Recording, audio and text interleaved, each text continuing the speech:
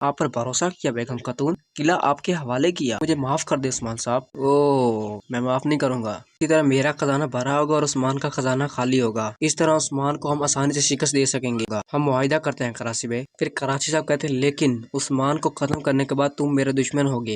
अस्सलामुअलैकुम नाज़रीन, सल्तनत उस्मानिया के छठे सीजन के 7वें एपिसोड में आप लोगों का एक बार फिर से खुशामदीद। इस एपिसोड की शुरुआत में हम देखते हैं कि कमांडर लुकास सिसिलिया खातून को उस्मान साहब की तरफ ले जाने की तैयारी में होता है, यानी सिसिलिया खातून की लाश को घोड़ा गाड़ी में डाल दिया जाता है और इसी दौरान होलोफेरा खातून वहां पर आती है और होलोफेरा कुछ खत यानी कुछ पैगाम सिसिलिया खातून की लाश में छुपा देती है और फिर वहां से चली जाती है। और इसी तरह वो जंगजू गोरगस होलोफेरा के सामने आ जाता है और होलोफेरा खातून से पूछता है कि तुम वहां पर क्या कर रही हो। जवाब में होलोफेरा कहती है सिसिलिया खातून चाहे मुजरिम ही क्यों ना, लेकिन वो मेरी मुआवन थी यानी मेरी मददगार थी, उसे अलविदा कहना चाहती थी, वो सुकून से रहे। फिर बाद में जंगजू गोरगस कहता है इस सिसिलिया को हमारी शादी बर्बाद न करने दो। और इसी तरह आहिस्ता आहिस्ता वो जंगजू गोरगस होलोफेरा का करीब आने की कोशिश करता है और होलोफेरा पीछे हट जाती है और कहता है कि मैं चाहता हूँ कि मेरी दुल्हन खुश रहे। ये कहते हुए वो होलोफेरा के बाल पकड़ने लगता है और उसी दौरान होलोफेरा जोर से उसका हाथ खींचकर साइड पे कर देती है और कहती है आइंदा मुझे हाथ लगाने की कोशिश मत करना, तुमसे शादी करने की बजाय मरना पसंद करूंगी। और इसी तरह होलोफेरा खातून गुस्से में वहां से चली जाती हैं। और इसी तरह जंगजू गोरगस पीछे से कहता है हमारी मोहब्बत मुश्किल होगी। और इसी तरह कमांडर लुकास वहां पर आता है और अपने सिपाही को कहता है हम निकल रहे हैं, उस्मान बे को उनकी अमानत देते हैं, लेकिन पहले हम कराची से मिलेंगे। और इसी तरह कमांडर लुकास घोड़े पर बैठकर सफर के लिए रवाना हो जाता है। और इसी तरह दूसरी तरफ बाला खातून कबीले की औरतों के साथ मशक कर रही होती हैं और साथ ही साथ ये भी कहती हैं कि दुश्मन के हाथ पांव पर नजर रखो,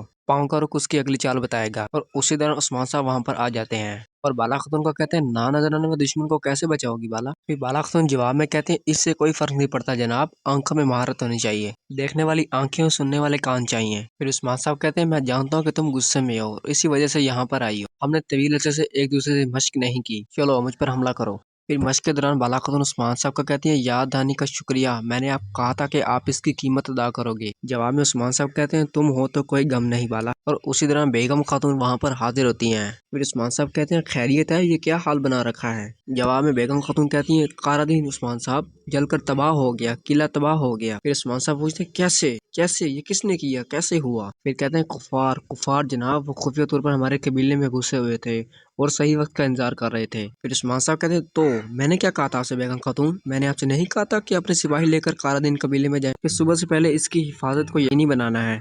बाला खातून कहती हैं ये कबीले में अपना वक्त ज़ाया कर रही थी और गजल खातून की सजा को देखना चाहती थी। उस्मान साहब कहते हैं तो फिर अपनी सजा का इंतजार करे बेगम खातून। ये कहकर उस्मान साहब गुस्सा होकर वहां से चले जाते हैं। दूसरी तरफ कमांडर लुकास कराची साहब की तरफ पहुंच जाता है और कमांडर लुकास कराची साहब को कहता है कि मुझे ये समझ नहीं आई कि आप यहाँ पर क्यों मिलना चाहते थे। फिर कराची साहब कहते हैं तुम्हारे भेजे के खत में मुकद्दस अमानत उस्मान साहब के हाथ लगने के माफी के तौर पर। और इसके बाद कराची साहब कहते हैं मैं तुमसे एक पुल चाहता हूँ, यानी एक नहर का पुल, मैं नहरों के जरिए तिजारत करना चाहता हूँ। फिर कमांडर लुकास कराची साहब को कहता है तुम मेरी जमीनें मुझसे खरीदना चाहते हो, मैं तुम्हें जमीन का और नहरों का एक टुकड़ा भी नहीं दूंगा। फिर कराची भाई कहते हैं तुम अपनी जमीनें और नहरें अपने पास रखो, बस मुझे यहाँ से गुजरने दो। जमीन पर तिजारत उस्मान साहब करते हैं, लेकिन मैं यहाँ पर तिजारत करना चाहता हूँ। अगर तिजारत करने वाले लोगों को यहाँ से गुजरने दे दिया जाएगा तो फासला आधा रह जाएगा और ताजिर उस्मान की सड़कें इस्तेमाल करते हैं, वो आपकी जमीनें इस्तेमाल करेंगे। और इसी तरह मेरा खजाना भरा होगा और उस्मान का खजाना खाली होगा। इस तरह उस्मान को हम आसानी से शिकस्त दे सकेंगे। फिर कमांडर लुकास कराची साहब को कहता है ये एक लंबा लेकिन एक अच्छा मंसूबा होगा, हम मुआहिदा करते हैं कराची में। फिर कराची साहब कहते हैं लेकिन उस्मान को खत्म करने के बाद तुम मेरे दुश्मन होगे। फिर कमांडर लुकास कहता है यकीन रखें, कल मेरे काबिल एतमाद दोस्त तामीराती सामान लाएगा, वो यहाँ का जिम्मेदार होगा, उसका नाम आर्कदियुस है, यानी वो जंगजू जिसे कमांडर लुकास होलोफेरा की शादी करवाने वाला है। वो कल एक तकरीबी शादी करेगा। हमारे मुआहिदे के एहतराम में मैं आपको वहाँ पर देखना चाहता हूँ कराची में। और इसी तरह काई कबीले में उस्मान साहब बेगम खातून से मुखातब हुए कहते हैं हमने आप पर भरोसा किया बेगम खातून, किला आपके हवाले किया। फिर बेगम खातून कहती है मुझे माफ कर दे उस्मान साहब। जवाब में उस्मान साहब कहते हैं ओ, मैं माफ नहीं करूंगा। फिर बाला खातून कहती हैं कुफार ने किला तबाह कर दिया, वो दुश्मन है, उनका मकसद हमला करना है और आपका दिफा करना।